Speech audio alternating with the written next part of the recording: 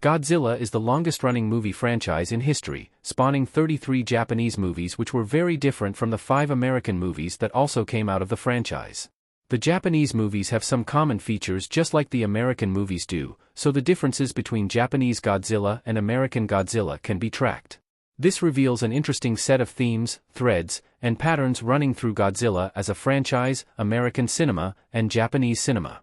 Japanese production company Toho is virtually synonymous with the Godzilla name, boasting total ownership of the IP. It declared Godzilla its intellectual property, IP, treasure. Helming all 33 Japanese Godzilla movies and approving all the American movies, the Japanese corporation licensed out its monster to the global market. Despite this, there are many creative differences between Toho's own movies and the American pictures that earned their license. The 1998 TriStar Pictures Godzilla and the subsequent Legendary Pictures movies Americanized the franchise and brought their own values to bear on the beast. The Godzilla of some of the American movies was fast, whereas the most iconic Japanese Godzillas were slow. This simple change seems at once like a superficial difference of little meaning and a bizarrely impactful change. The emblematic Godzilla of Japanese culture was an immovable mountain that no amount of gunfire could dislodge, which was actually a key part of its power. This Godzilla was riffing off the paleontological notion of many huge dinosaurs being incredibly slow, but more importantly, was creating a sense of its invincibility. While the Japanese Godzillas of the original 1954 movie and Godzilla -1 lumbered slowly through cities, the Godzilla of TriStar's 1998 movie ran through the streets at an alarming pace. Godzilla x Kong, the new empire also displayed its titular giant lizard moving at a fast pace in combat with Kong.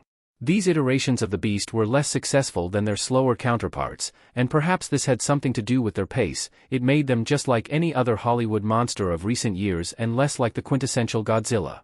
Many American Godzilla flicks teased their giant monster gradually before finally debuting it, but some of the Japanese movies dived straight into the action. While this is by no means a definitive difference between the Japanese and American Godzilla movies, Japanese Godzilla narratives beginning in media residential felt like a unique element of kaiju cinema. The first shot of Godzilla in both Godzilla -1 and Shin Godzilla came at around the 4-minute mark. Contrast this with the 2014 Godzilla movie, which didn't really show Godzilla until about 40 minutes in. Many Japanese movies took their time to show Godzilla too, but the ones that didn't occupy an original space in film. Horror and thrillers are built around suspense, and the pacing establishes a denouement whereby the horror is revealed in all its glory. Climactic reveals can come around halfway through a movie or toward the end. Rejecting this and showing Godzilla right away, kaiju movies insist on being their own genre and on serving a purpose other than just horrifying or tantalizing the viewer. Influenced by the kami of Shinto tradition, Japanese monsters have a unique quality that doesn't appear in American cinema, and Godzilla is no exception to this norm. As far as versions of Godzilla go, TriStar's 1998 monster looked the least like the original and the most like a T-Rex, defying whatever was Japanese about the idea and actually inspiring Steven Spielberg to create Jurassic Park. Though not received well critically, this movie was formative for many 90s kids, and its impact was felt in cinema. Shin Godzilla, on the other hand, may be the most Japanese of the bunch. The creativity of the design of this Godzilla stood out above the rest, blessing viewers with 5 different forms.